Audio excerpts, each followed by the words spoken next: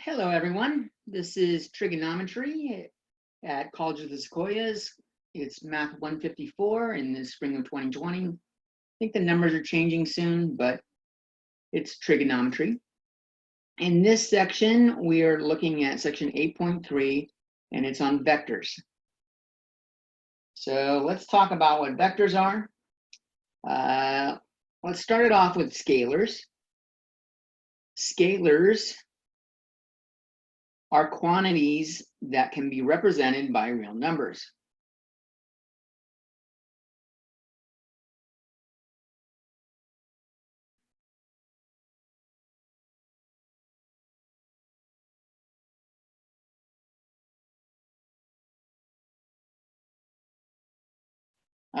For example, like weight. Something could weigh 130 pounds.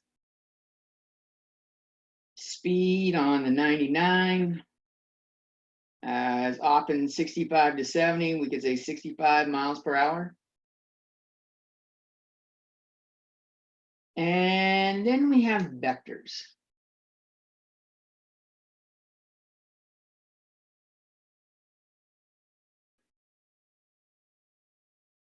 Another name for scalars, which show up in the word vectors, is magnitudes. Vectors have both a magnitude, or a scalar, a quantity, and a direction.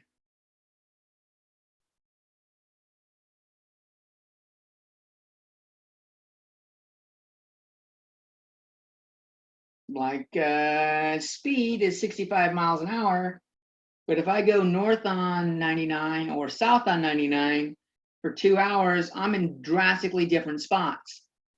So this is where, like, velocity is related to speed. Velocity is speed with direction.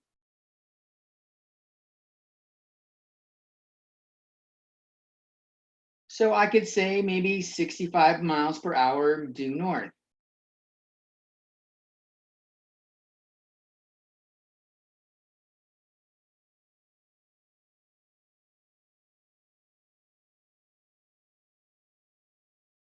So, and we use arrows to represent vectors.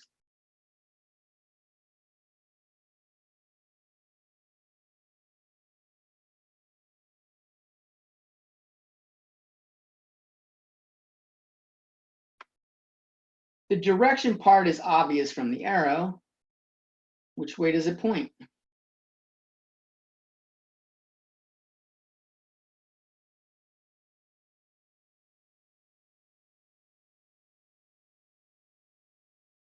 Magnitude isn't immediately as obvious, though.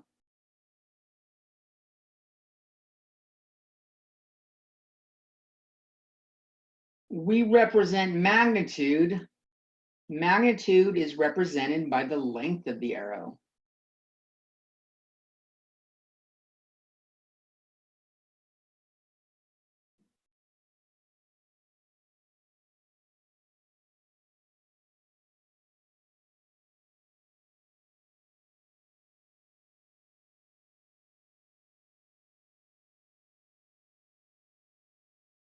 So if I wanted to indicate that maybe the speed limit changed from 65 miles an hour to 70 miles an hour, I would make it a little bit longer.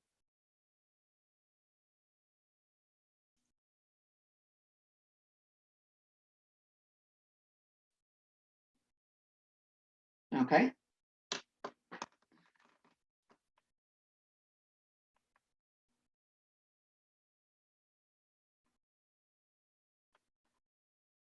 Ready for more? All right. So when we see them in text, let's just show another vector.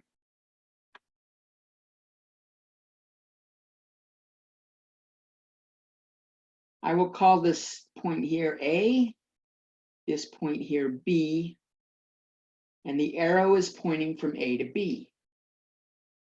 The way we show it often in text is we will say AB with an arrow like that. They sometimes show an arrow like that. A lot of people just show the one half of the arrow so it doesn't cut off the letter. This says the vector starts at point A and goes to point B.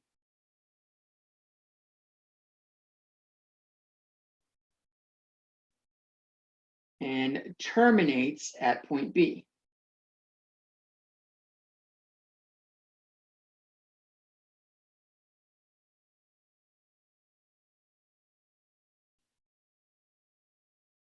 In light of that, this is often called the initial point or starting point.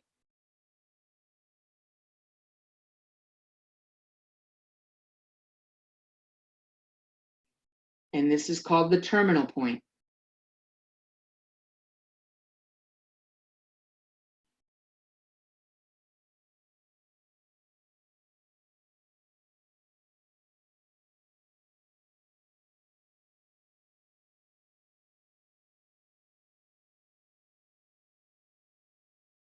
Let's say I have the vector going the opposite direction.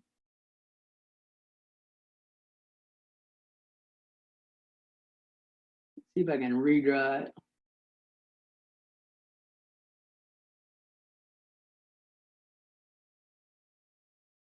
We would call this vector BA.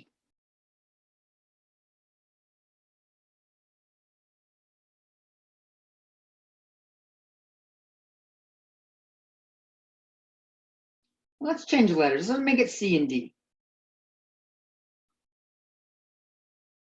So I want to get rid of some confusion maybe. So let's call this CD or vector DC. It's going from D, it ends at C. If vector AB and DC are the same length and parallel,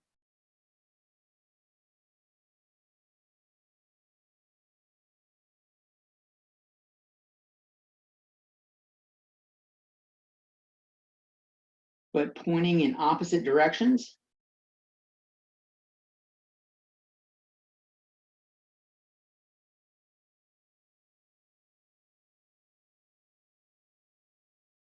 we say that AB is equal to negative DC.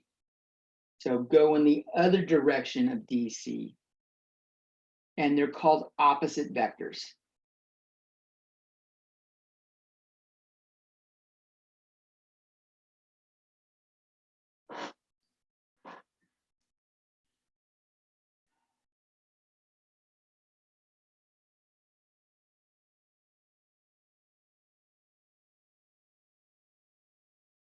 And the idea of the opposite vector, let me draw a little bit smaller. Wait. If that's DC,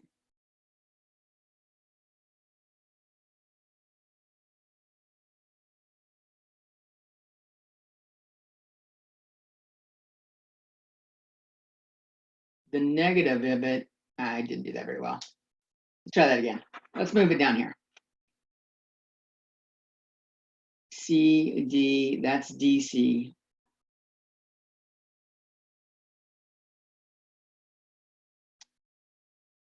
I go in the opposite direction, the same distance, this is negative DC.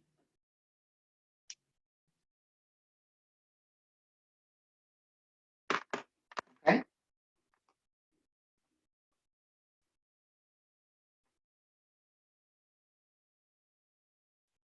So a vector and its opposite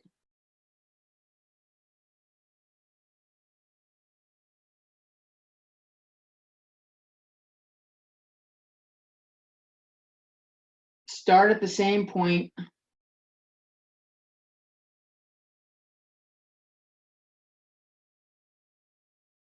and go opposite directions the same distance.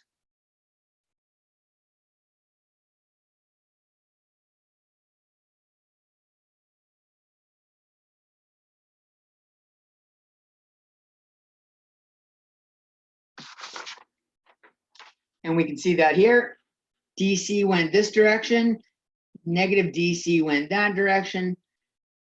Pretend they're the exact same length. I think maybe green arrow is a little bit longer because I'm doing this by hand.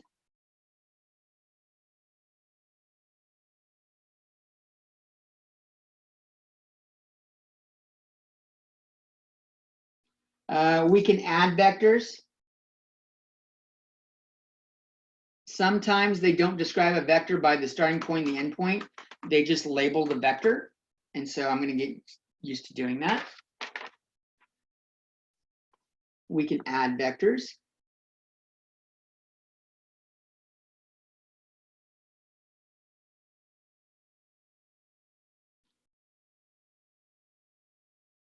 If I have vector A,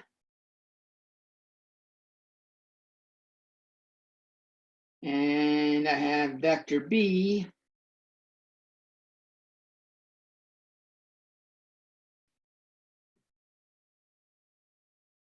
the way to add them, so we're looking at vector A plus vector B. We'll call this vector C when we're done. I can either copy B at the end of A,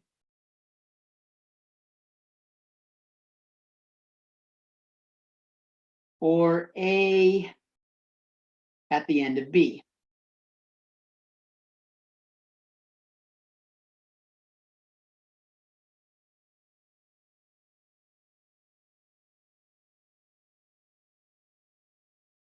So that's my B copy. My A copy is here.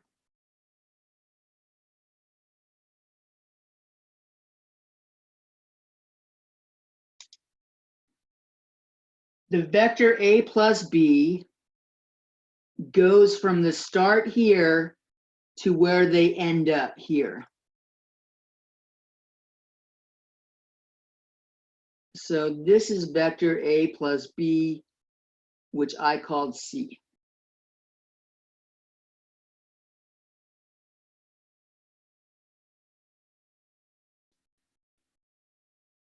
And so just like you're used to in addition, addition's commutative, A plus B equals B plus A.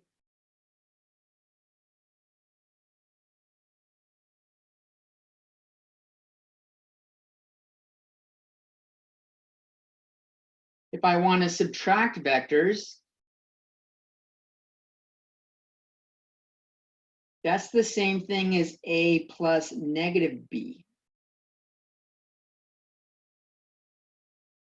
Negative B points in the exact opposite direction as B, goes the same length.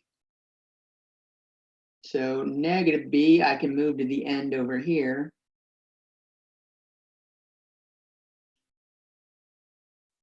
And this vector here, that would be A minus B.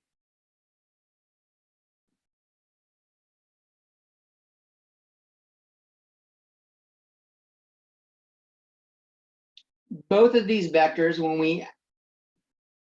when we add or subtract vectors,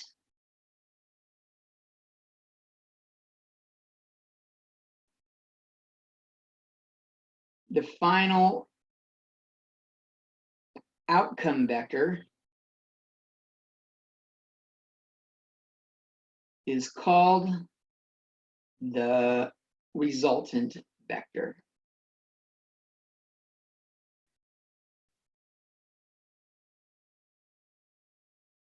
It's the result of combining two other vectors.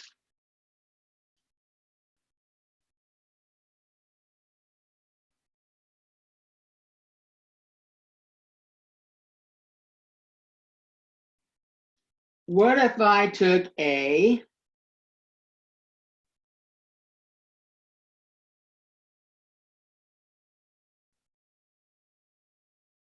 and add negative A?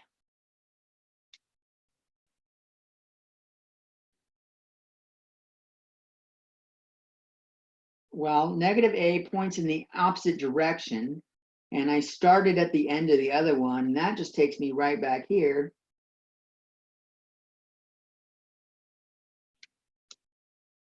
And so this is A plus negative A. It hasn't moved. There's no distance. It has no magnitude or direction.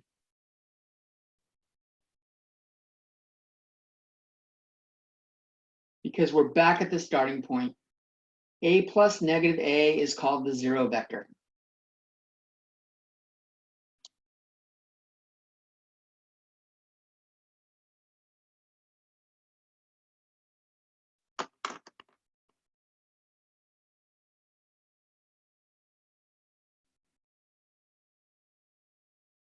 We have several ways we're going to do multiplication of vectors. That was adding and subtracting. Let's take a look at multiplying vectors.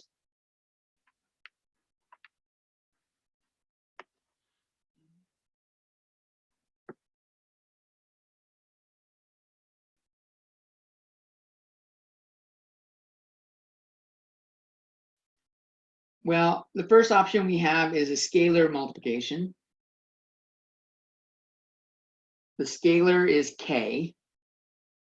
So k times vector A, scalar vector. This maintains the direction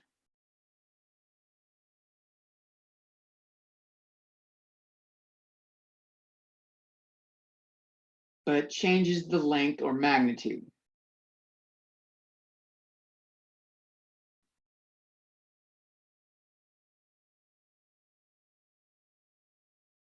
Okay. K is greater than 1, the magnitude increases.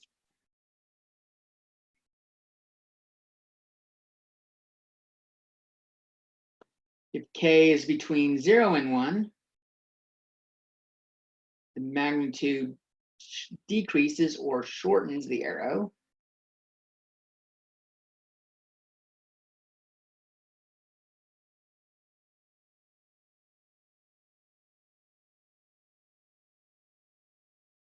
And if k is less than 0, this is where it changes the direction.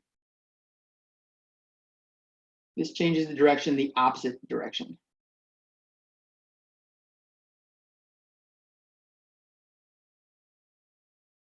And scales by k.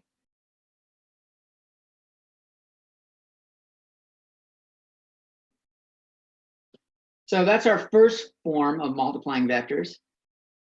The next form that we'll use is called the dot product.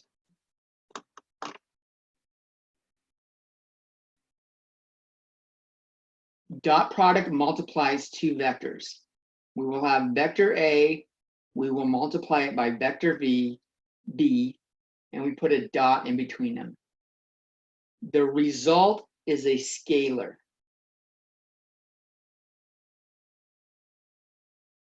And we will do this in 8.4, next section.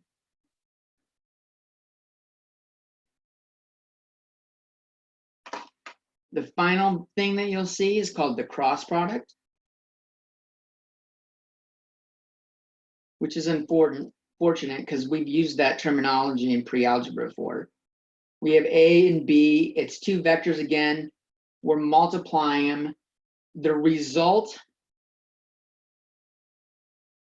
is a vector perpendicular to both A and B.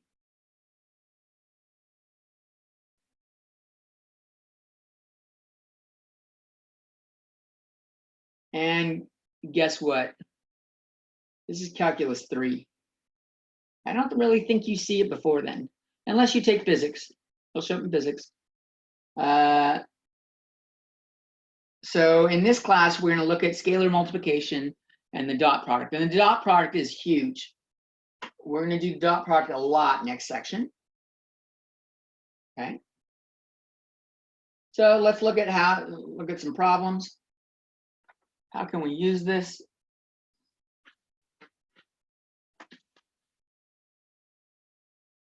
So we're given, so this is the problem. Find the magnitude of the resultant vectors for the resultant vector.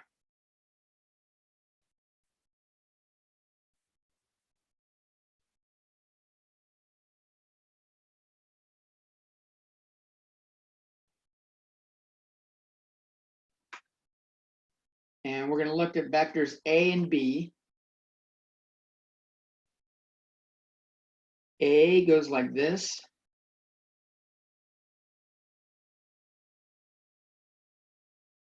B goes like this.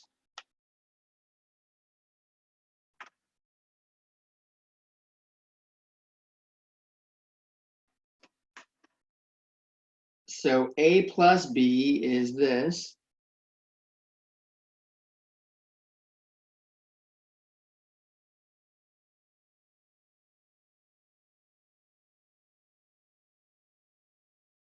And the way we represent magnitude,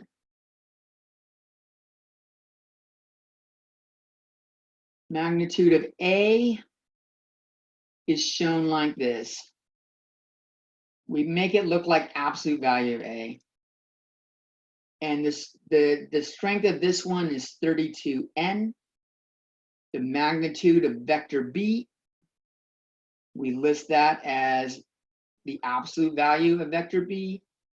This is 48 newtons.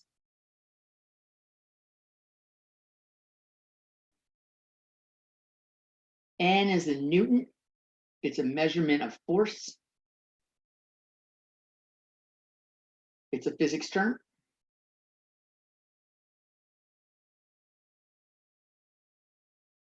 And this stuff shows up a lot in physics.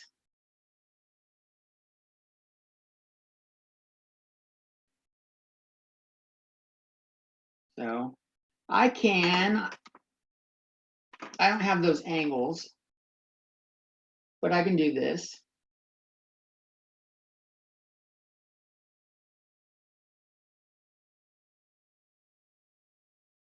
I'm given one angle.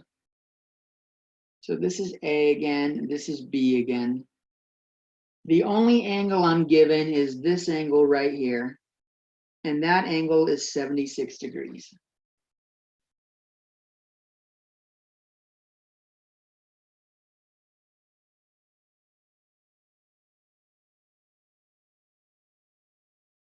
So something I haven't mentioned, but we will talk about in a little bit. When the line signs are parallel, the angles opposite on the inside have the same measure. This is also 76 degrees. Like I said, these are parallel lines. Opposite angles inside have the same measurement. If this is theta, this is theta also. Recall each triangle has how many degrees? 180.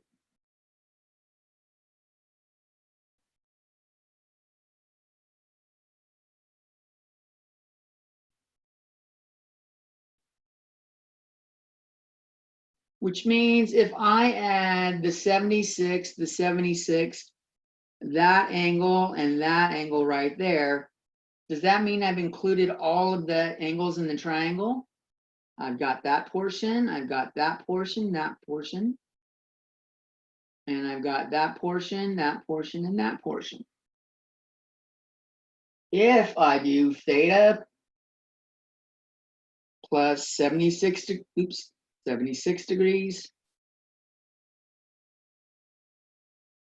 plus another theta plus another 76 degrees, I should get 2 times the 180 degrees, or 2 triangles.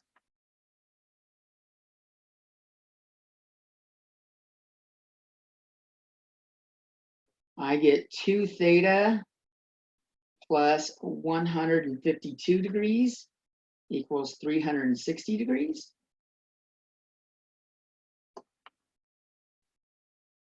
I subtract 152. 2 theta equals 208 degrees. I divide by 2, and this tells me theta equals 104 degrees.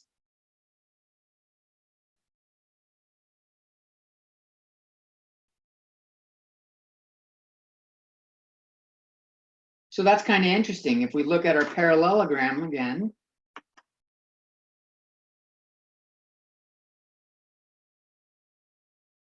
we have 76, 104, 76, 104. What do 76 and 104 add up to? 180 degrees, which gives us a special property of these parallelograms.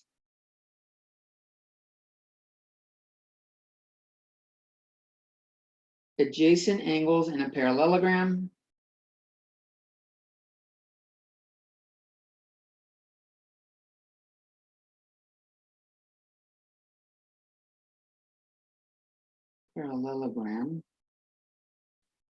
are supplemental.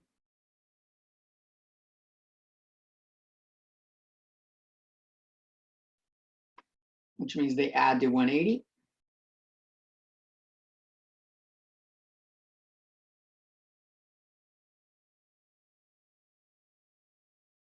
As I said before, opposite angles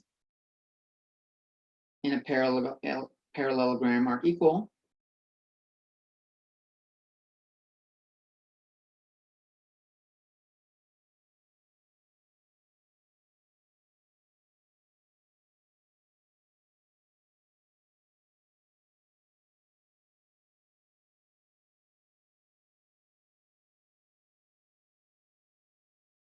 And I guess I actually never really said what a parallelogram is. I don't know if we've talked about it before in class or not.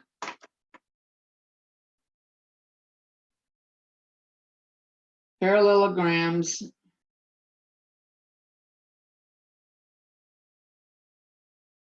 have opposite sides that are parallel.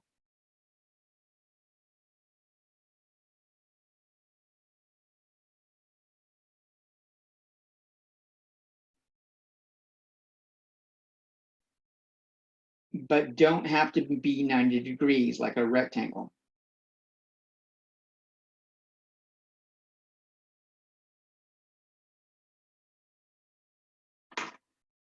So parallelograms have parallel sides. Pretty straightforward. Let's redraw one of those triangles now. Because we haven't finished, I need the magnitude of A plus B. So I'm going to redraw one of these triangles.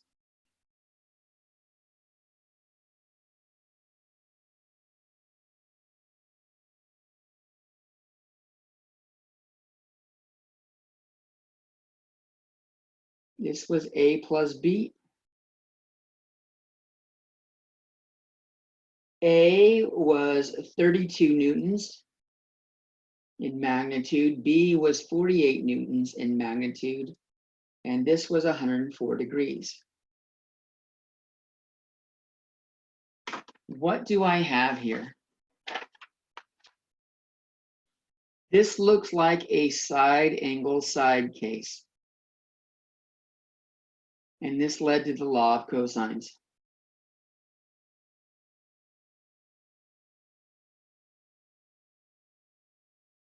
So recall our law of cosines. Here, the sides now are, if I label this, this was A, this is B. If I call this C, the magnitude of C squared equals the magnitude of A squared plus the magnitude of B squared. Maybe I should use capital letters there. Minus 2 times the magnitude of A times the magnitude of B cosine theta. When we didn't have vectors, we didn't have to write magnitude and the vector signs, we just wrote their lengths. But we have values for these, many of them. I don't know the magnitude of C, but that's what I'm looking for. That's our goal. The magnitude of A is 32 newtons. So I'm going to square it. B squared is 48 squared. Then I have minus 2 times 32 times 48 times cosine of the angle between, which was 104 degrees.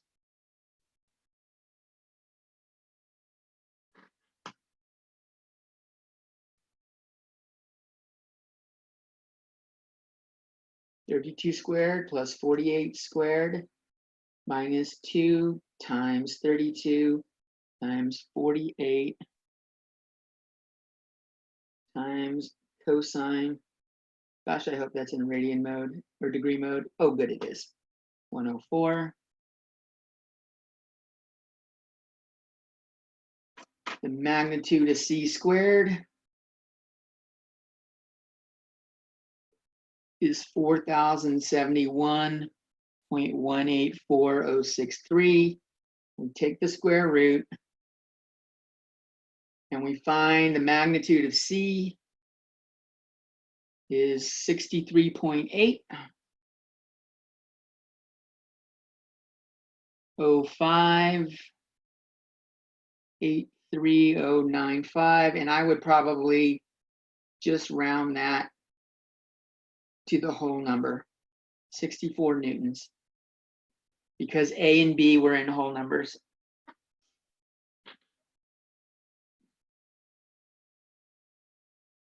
So we had to pull out our law of sines and law of cosines to do this.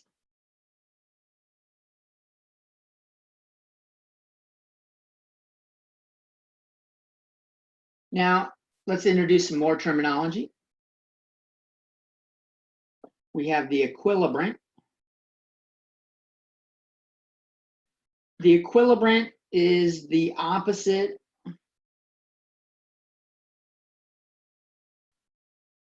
of the resultant vector.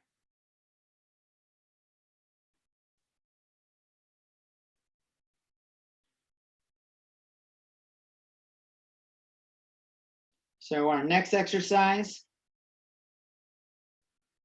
find the magnitude and direction of the equilibrant.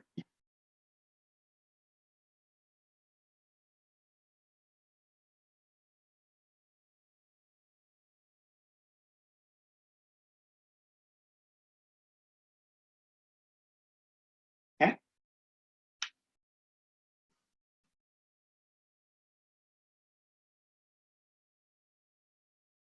And so we're going to have this two vectors originate at the same point.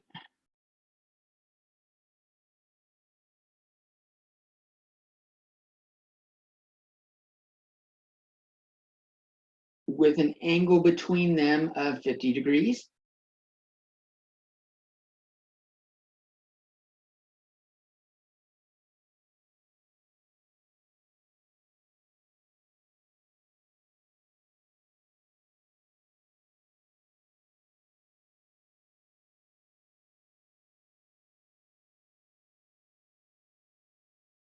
We will say the magnitude of A is 48 newtons. The magnitude of B is 60 newtons.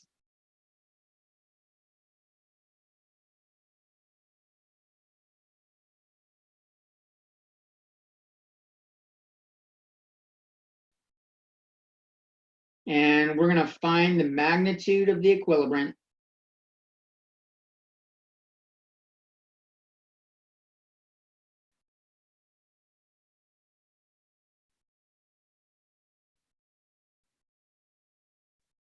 and the angle between it and vector A.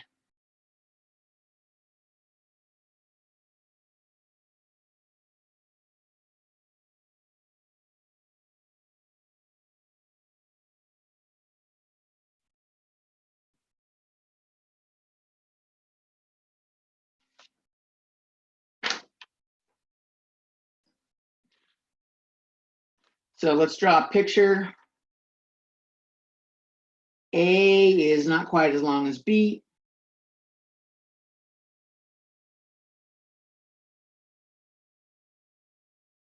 The angle between them is 50 degrees, which is probably like that. So I'll call this A, and it's 48 newtons. B here is 60 newtons.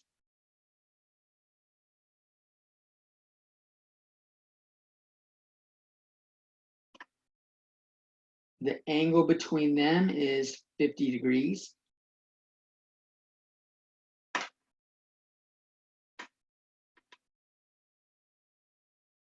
I need to draw the resultant vector.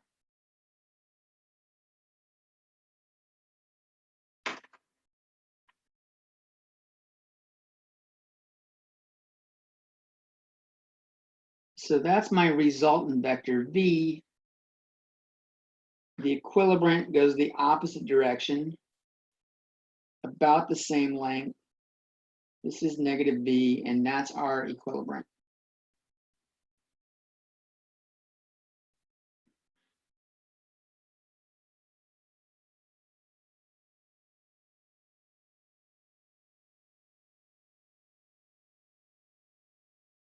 So what do we have here?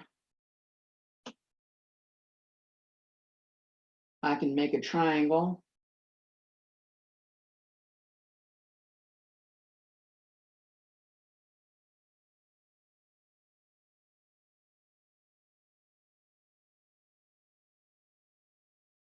So let's call this angle beta, and we'll call this B, which makes that B.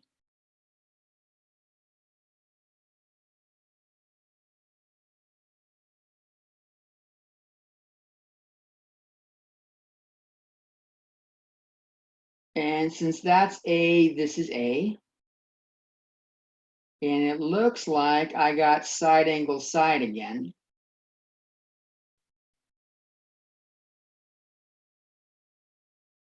How can I figure out this angle though?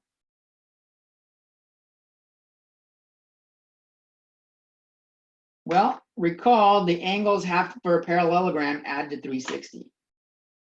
So I have a 2 theta or 2 phi plus 2 times 50 equals 360.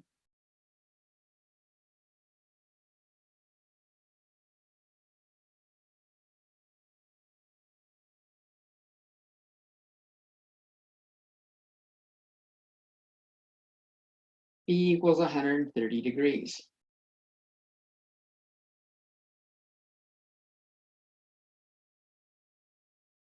Now I can use that. I can find the magnitude of N or V. Because that's also the same thing as the magnitude of negative V. They are equal but opposite direction. We're back to side angle side. We've got law of cosines.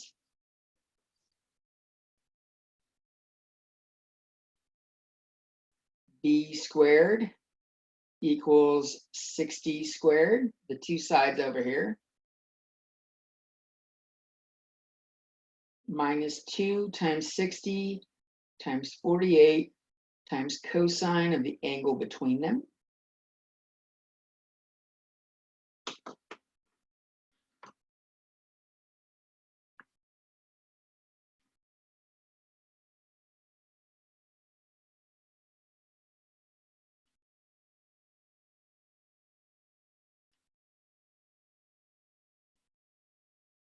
I'll take the square root. And I get V is about 98.0 newtons. The magnitude of it.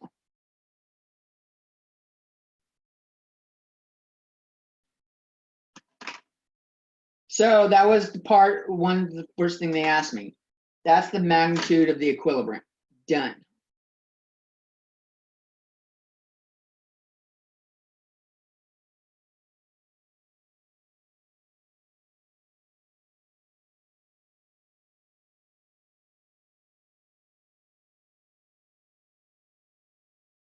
And then it says, Find the angle between that and vector A.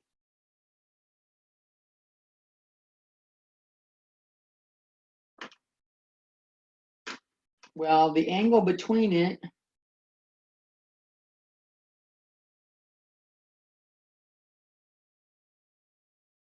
how do I want to say this? Let's redraw our picture.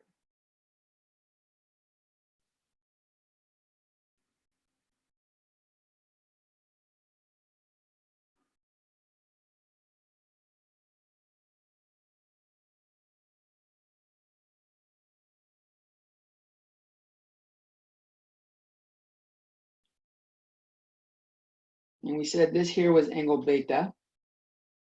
This was A.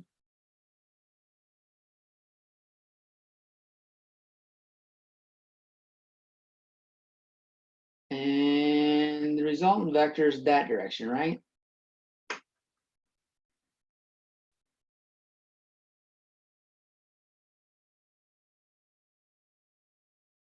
That's another 180 degrees. So we need to figure out beta. What is angle beta? Well, what can we use here? I know the magnitude of this side down here, it's 98. This looks like a law of sine problems. Sine of B or beta over 60 newtons should equal sine of 130 degrees over 98 newtons.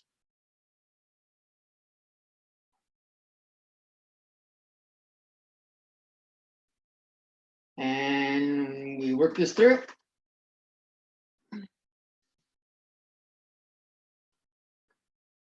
Sine of beta, we got, I'll have 60 on top, newtons, 98 newtons on bottom, the newtons cancel out. Sine of 130 degrees.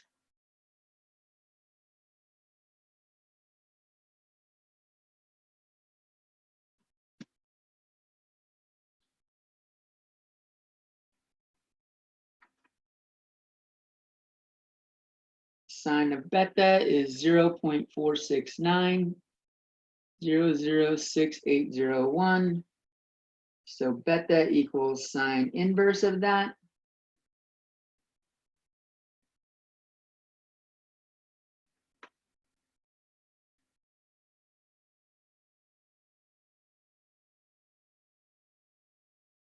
$27.969.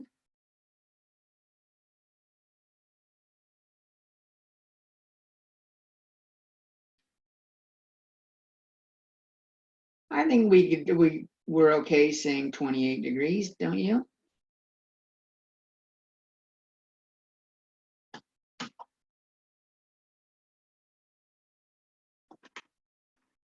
So let's redraw the picture. And this is where it comes down to what did they mean by that? They weren't very clear. This was A, this was V. We just found this angle here to be 28 degrees. This is negative V. They wanted the angle between the equilibrant and A. Did they mean this one or that one? Sometimes if the picture is not clear enough, they don't show it, you don't know. You're just going to have to try both. This bottom one is 150 degrees plus 28 degrees, which is 178. This one's, sorry, not 150, 180, makes it 208. And this one here would be 180 minus 28 degrees, should be 152 degrees. Now, which one did they mean? It's hard to tell. They might want to go with the angle that's less than 180 degrees. I would try this one first.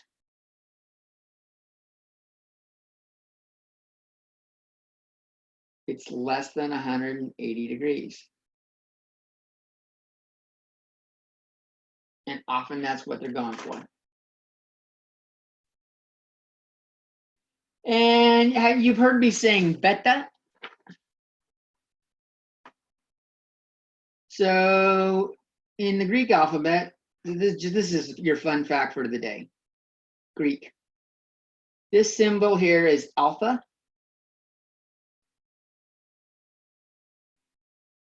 This symbol here, this is how Americans pronounce it in general. Americans say beta.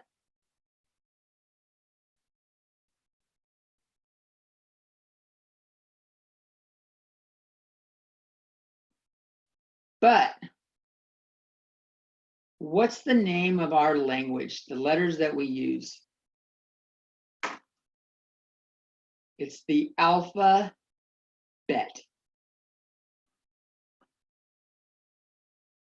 The correct pronunciation of that is beta. Beta. Or beta. True story. Find a Greek person, they'll tell you.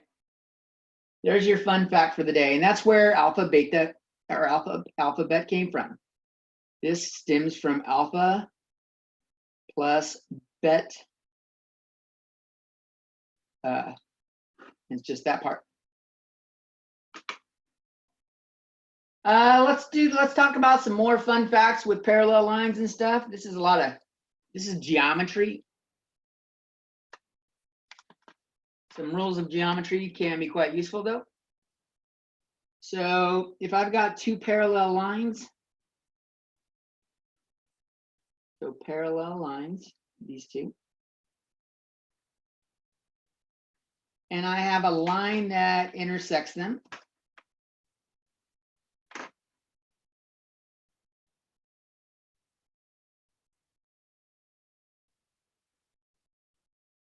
So an intersecting line. This line is called the transversal line.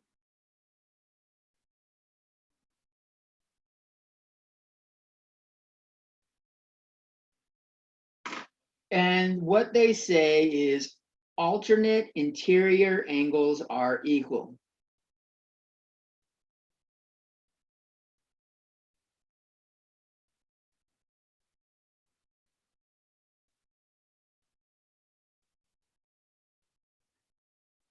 Which means if I call this one alpha and this one's beta,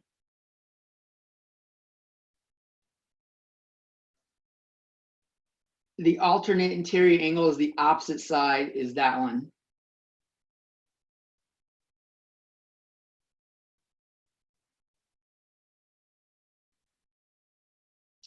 And this also triggers this angle, matches that angle.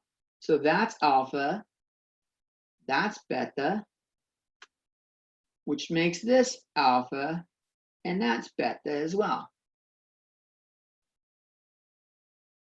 Okay.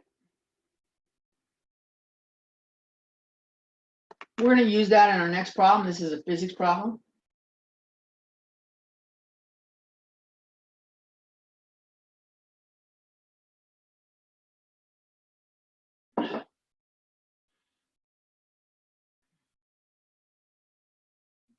Ready?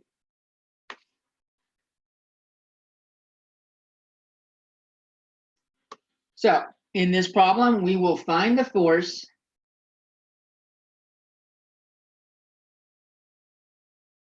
required to keep a 45-pound wagon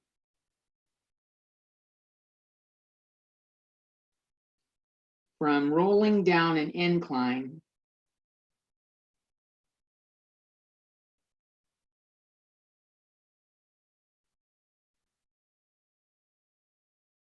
or ramp with a 25-degree angle or 25-degree incline.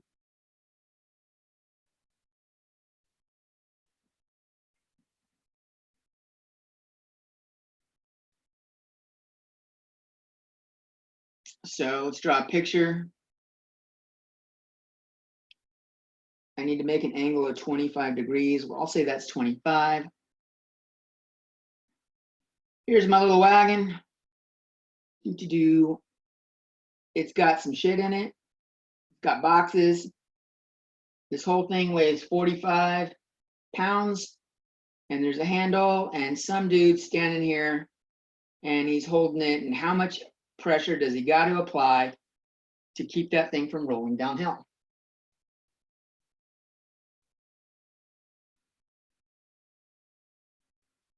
Well, the force pushing it downhill is going that direction. Downhill force.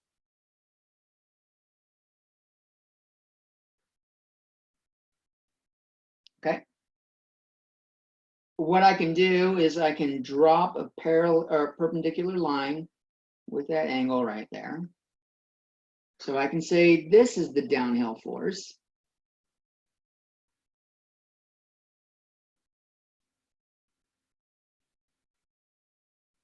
That's a perpendicular angle. What angle does this have to be? Well, those two angles have to add to 90.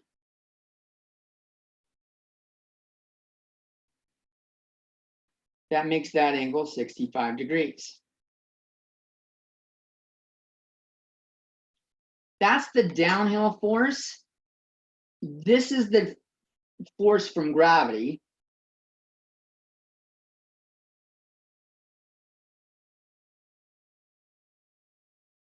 It's pointing downward. And this is split up between that and the force against ground. The force against the ground is directly opposite of it. This makes a 90-degree angle right there. Okay.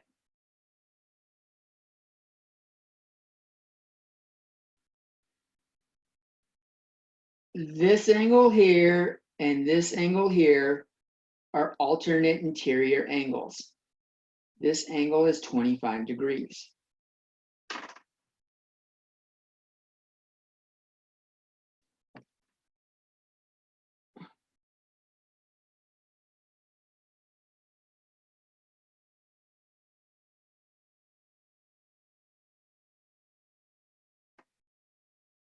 That makes this angle here 65 degrees. This is the force going downhill. I need to, the equilibrium of F will counteract F and stop rolling. I don't know if I want to use equilibrium, the opposite of F.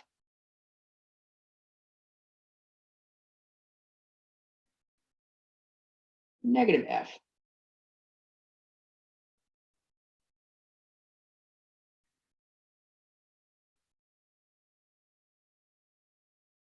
Okay, what other information do we have? We look at our problem. It says find the force required to keep a 45-pound wagon. What direction is the 45 pounds going in? The 45 pounds is from gravity. It's straight down. So if I redraw that triangle, I have 45 pounds. I have 25 degrees. I have 65 degrees, and I have this angle. This is F.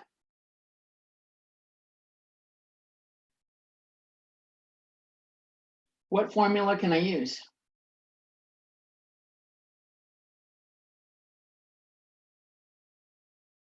This is the hypotenuse. So if I go with the 25 degrees, it's the opposite. I can either do sine of 25 degrees equals the magnitude of F over 45 pounds, or we could do cosine of 65 degrees equals the magnitude of F over 45 pounds.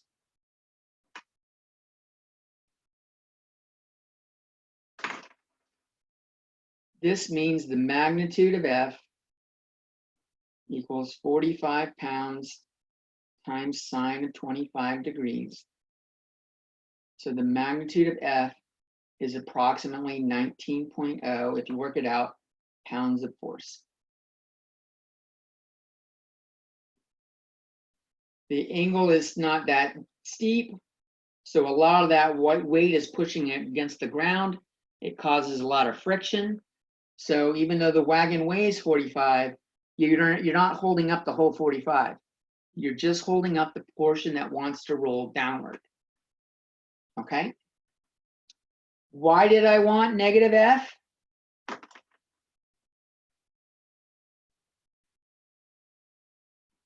Why did I want that? Because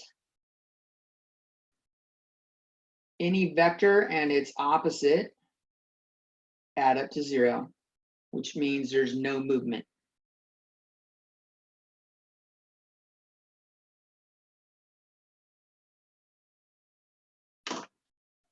Okay?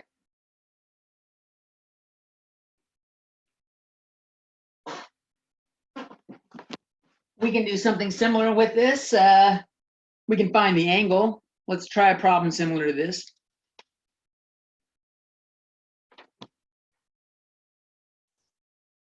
So finding the incline angle.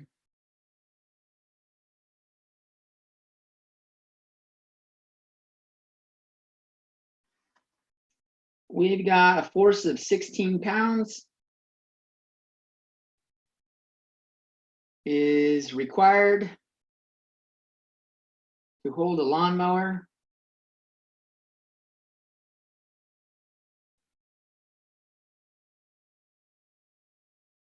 Weighing 40 pounds.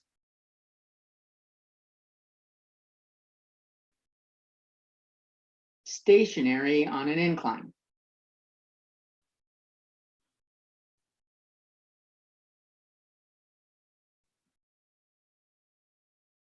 Incline. Find the angle of incline.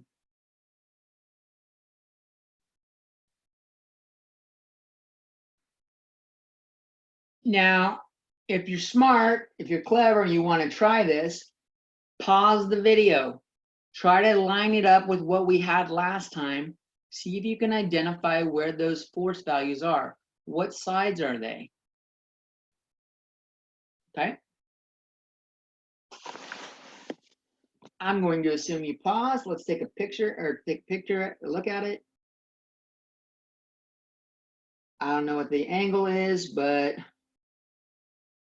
I got my lawnmower here. It's got an engine, got handles, and it's got big wheels.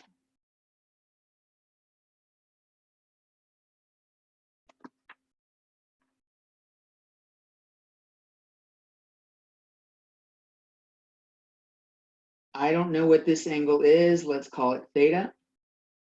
That's what I'm looking for. The force of the lawnmower is going straight down. That's 40.0 pounds.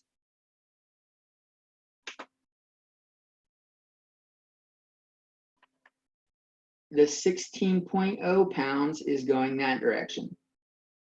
It's holding that up.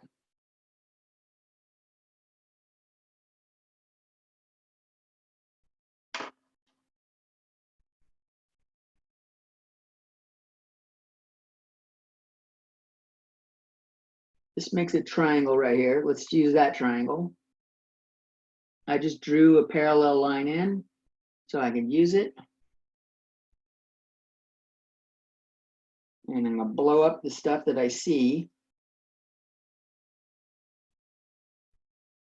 That is 16.0 pounds. And to stop it from rolling, that means this is 16.0 pounds. Does that make sense? This was theta here. The alternate interior angle is there. That makes that theta.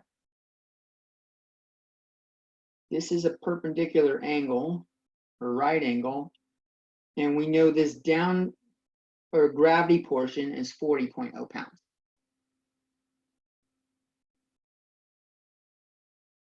So if I'm looking at theta, I have the opposite and the hypotenuse, right? The one for theta that has opposite and hypotenuse is sine. Sine of theta equals 16.0 over 40.0. They're both in units of pounds, which cancel. Those are both divisible by 8. I get 2 over 5, which is 0.4. So theta equals sine inverse of 0.4.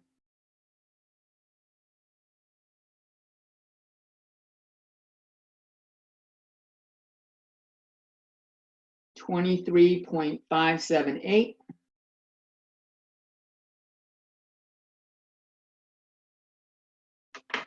All the other angles were to 1 decimal place. We should round this one to 1 decimal place. This is approximately 23.6 degrees.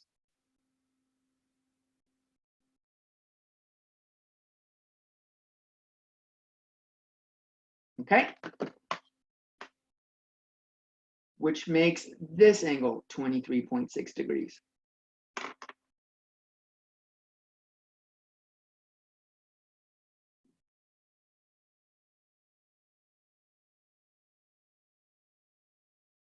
All right, this type of stuff works in navigation as well. So let's look at some navigation problems. Vectors show up all the time in navigation.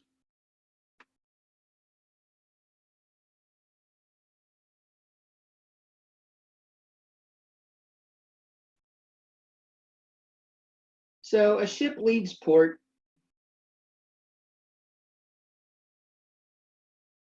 at a bearing of 35 or 33 degrees.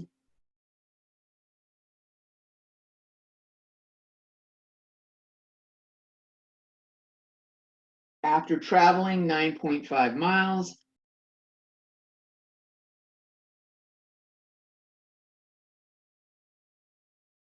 it changes direction. It heads due east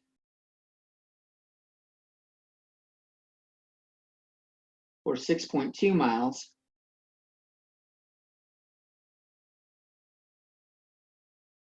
How far from the port is the ship and at what bearing?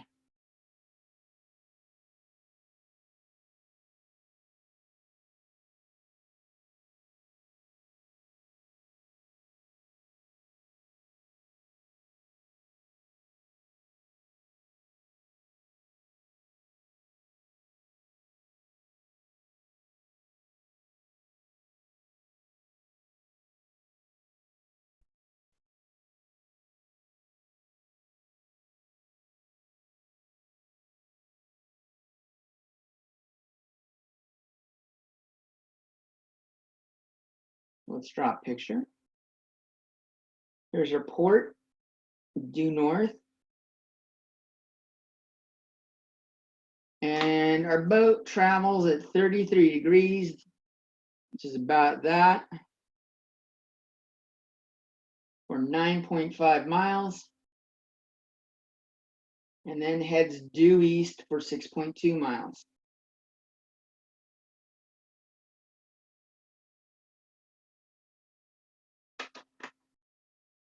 Its new bearing from port is that.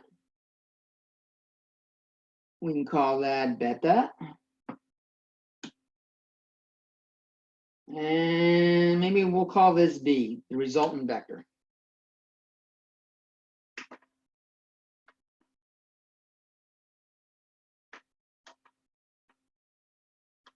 So on this triangle, I have 9.5, 6.2, a side over here of B. If I had this angle right here, I could use law of cosines. Side angle side.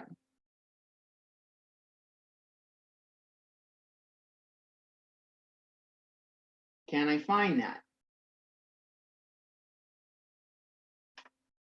Well, one way of looking at this is doing this. I'm going to re-sketch this picture over here.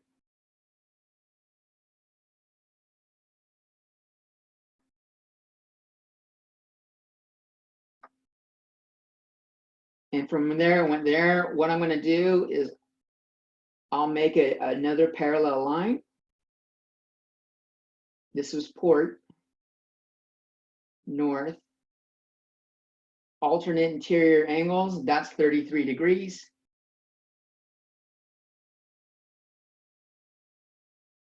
Due east and due south make a 90-degree angle. So our angle theta right there is really this angle right here. Theta equals 90 degrees plus 33 degrees is 123 degrees.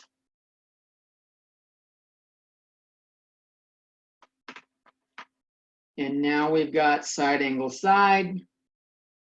Let's law of cosines. Recall, I'll use b without it being a vector. B squared equals a squared plus b squared minus 2ab cosine of angle b.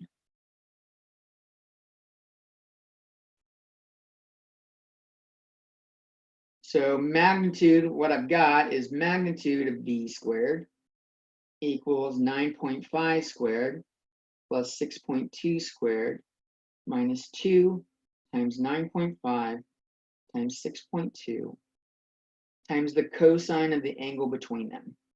Cosine of 123 degrees.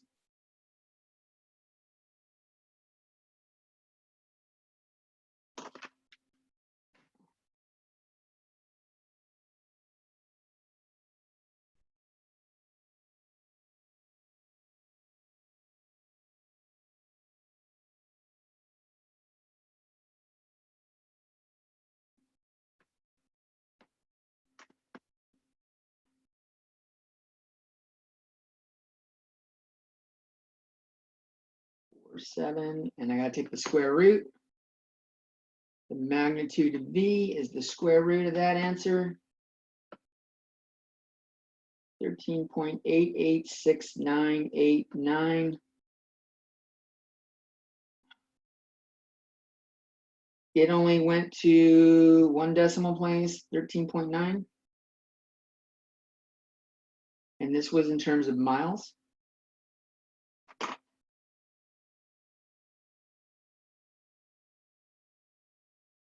Okay. And now what can we do? What's the other angle it's asking?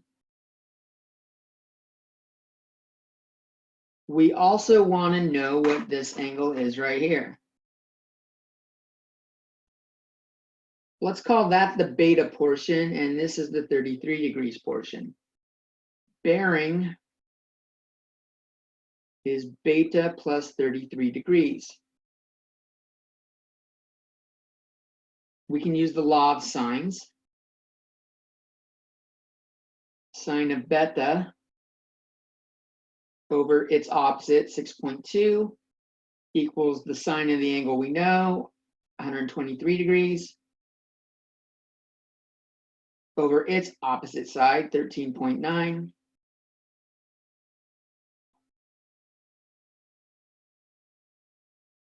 And if I multiply both sides by 6.2, I get 6.2 over here, multiplying by that.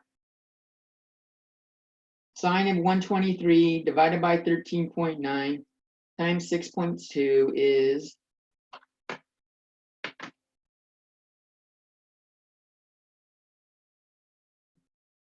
times 6.2 divided by 13.9 equals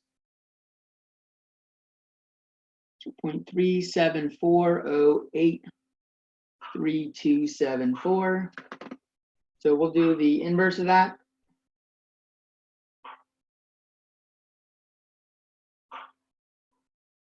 Of that.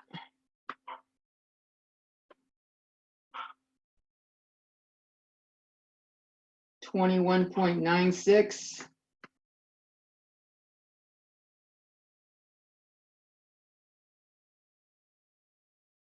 Six, seven.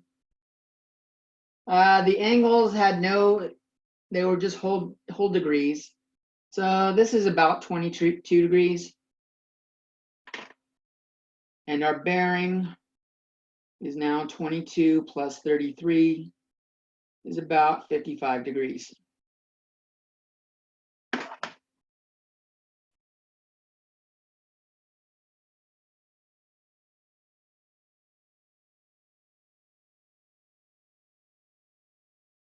Okay.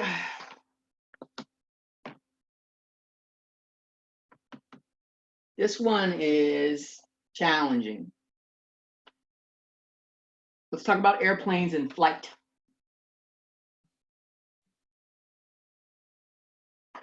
So airplanes, there's a couple things that we should label. So airspeed is speed of plane relative to air.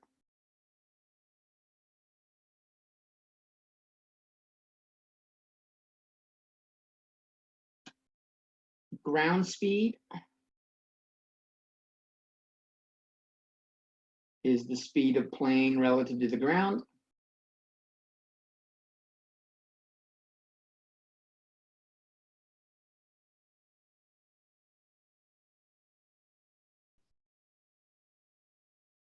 Wind speed is exactly what it says. It's the speed of the wind.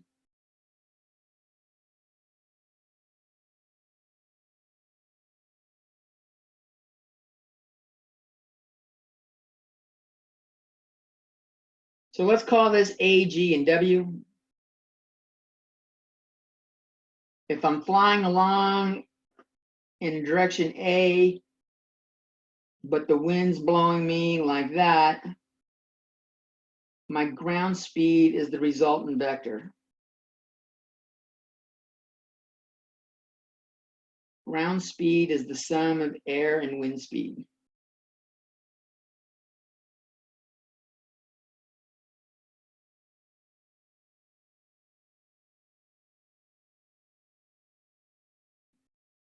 Okay.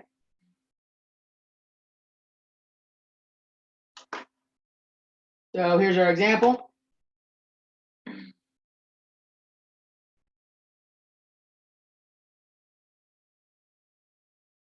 A plane flies at a bearing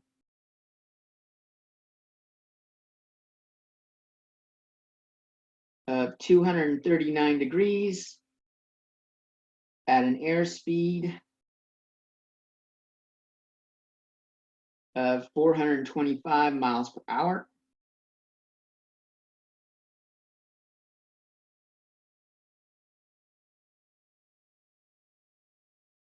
The wind has a speed of 36.0 miles per hour, blowing in from 115 degrees. Find the resultant bearing and ground speed.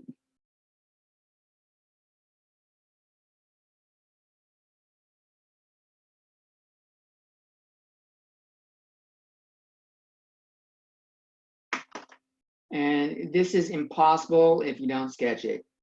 Sketch it.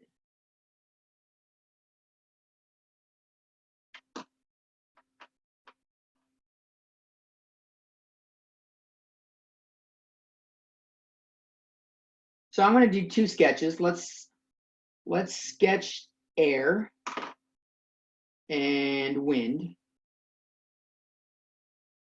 And then I'll overlap them on another graph, because then we're adding them. Okay. So we've got due north is straight up. 239 degrees. This is 180. 239 is almost all the way back to there. That's 239 degrees.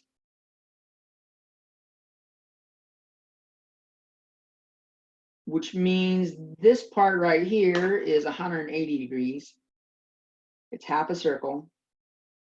So 239 minus 180 is 59. This angle here is 59 degrees. And I don't know if we'll need it. That makes this angle here 31 degrees because it has to add to 90.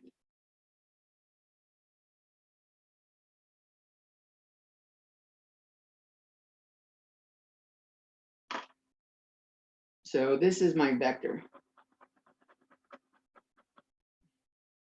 And those are the angles that we're using. Let's look at wind speed. So that's due north. 90 degrees is this far. It says 115. Let's see, 115 minus 90 is 25, which means it's got to go another 25 degrees.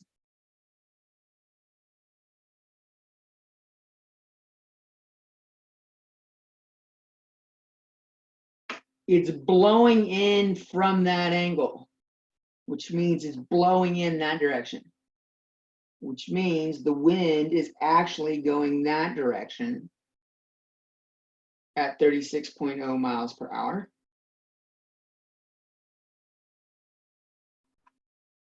I'll do that in green. This is at 425. Alternate interior angles makes this 25 degrees. And 90 minus 25 makes this angle here 65 degrees. And what we want to do is we want to add this vector and that vector. And 425 is a lot bigger than 36. So I need to rescale my arrows on that combined graph.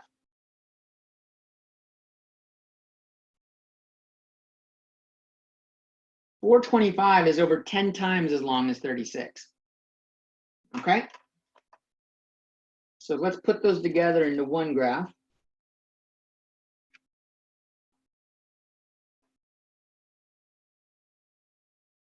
Looks like a lot of our actions over here on the left side of it.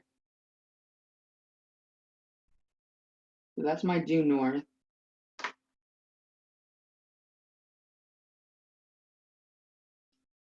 That's 36.0 miles an hour. And we've got, should be about 10 times that length.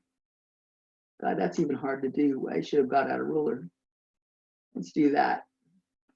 That's our 425 miles per hour.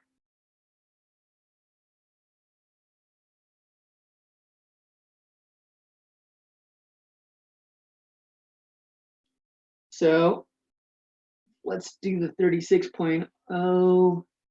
Let's see. I sketch a line parallel to it.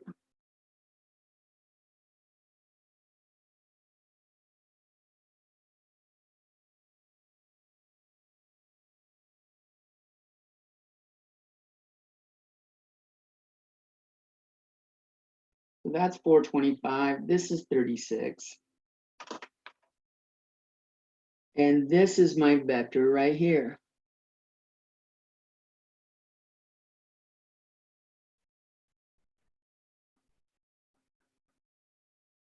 So that's the vector we're looking for. And this will be our angle that we're looking for. That's our theta, our bearing angle.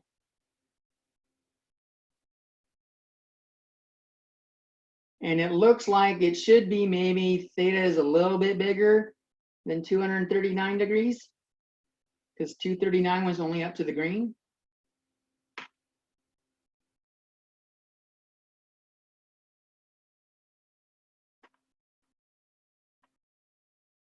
So let's see if I can figure out some of these angles here.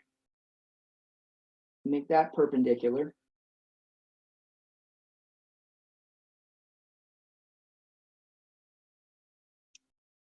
If this angle here was 59 degrees, like we showed right here,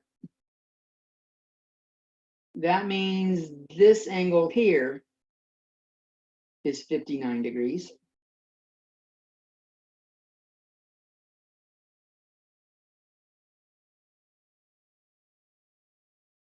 And this angle to there, we follow it down, that's the same angle. We don't want the whole thing. Let's just do this portion. This angle to here is that angle to there. What is that angle here? So this is like, let's go with the alpha 1, and this will be alpha 2. Alpha 1 is 59 degrees. Alpha 2 comes from this one. It's 65 degrees.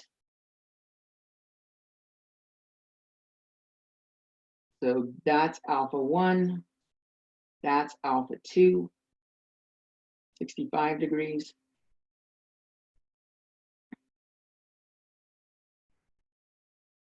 If I redraw that triangle without everything on it, 65 plus 59, 124 degrees. This angle is 124 degrees.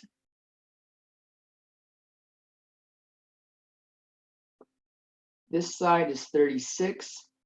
This side is 425. This looks like a law of cosines. Sine angle side.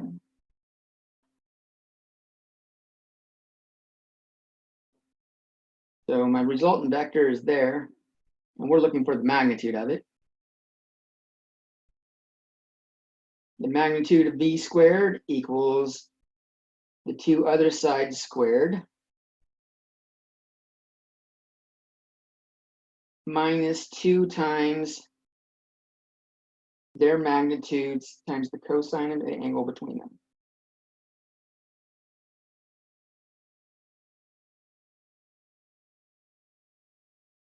And let's see, let's work that out.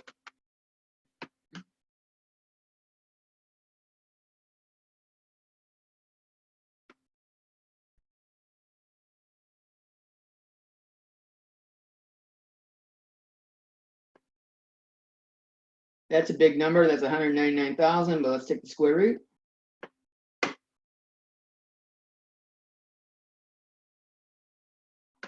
I'm getting 446.1. We're going to say about 446 miles per hour.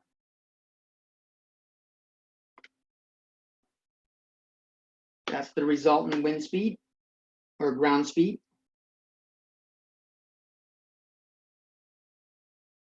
Note that it's faster than the plane. The plane was 425, but since the wind is not blowing in the same angle as the plane, it doesn't give all full 36 miles an hour to it. If they were both pointed in the same direction, the wind would push the plane faster than the plane's engine is even making it fly. And we would just add them, but it's close.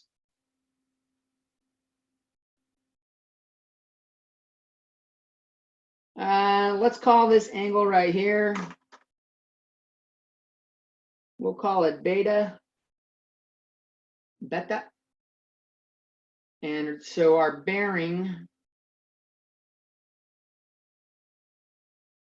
is 239 degrees plus beta.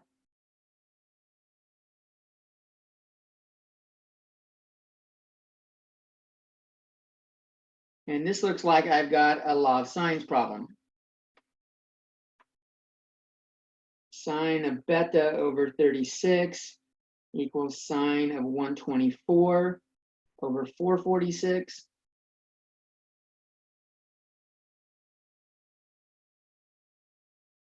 Sine of beta, I worked out at 0.06689, which makes beta about 3.8 degrees.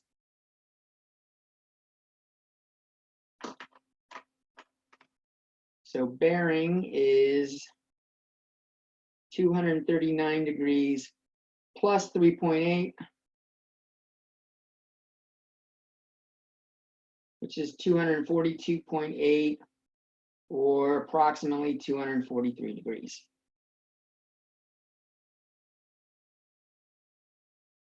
So notice what I had to do here, and I did it in the last problem. Here I actually sketched them out individually because this graph is really hard to put together if you don't, and it's easier to see what your angles are if you have them on different graphs. Then I made a composite graph, and I used the way that the vectors add to make a parallelogram so that I could find the resultant vector. And I used the pieces I had. So I had my two partial graphs up here. I used the pieces from up here to figure out what these pieces are here, using that alternate interior angle idea. It takes some practice, but then we're back to stuff we did in chapter 8.1 and 8.2, law of sines and law of cosines. All right, that wraps up our video for this section. We'll have more coming at you live tomorrow. Peace. Oh, come on, close, close, close. There we go. Later, guys.